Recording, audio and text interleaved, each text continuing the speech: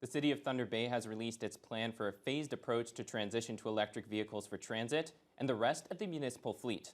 It comes 4 years after City Council declared a climate emergency and promised to move toward zero emissions. The latest plan will be presented to Council on Monday night. Nev Van Pelt has the details. In 2022, the city unveiled its first electric-powered ice resurfacer at Fort William Gardens, and then purchased 2 electric pickup trucks for city transit staff earlier this year. That's just the start of the transit and municipal fleet zero-emission transition plans, which have been developed to endorse the city's net zero strategy. The cost to implement the plan will be $73.9 million between now and the year 2050.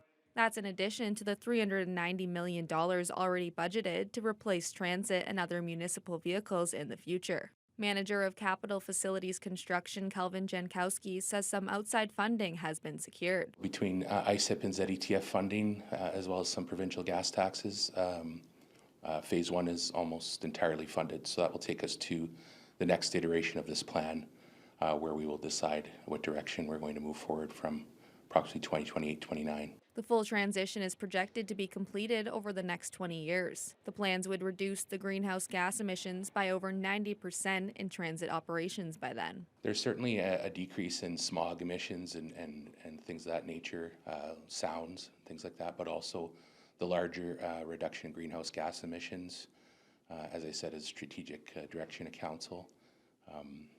Overall, be a positive experience for the community. There are currently no plans in place to put public charging infrastructure in place.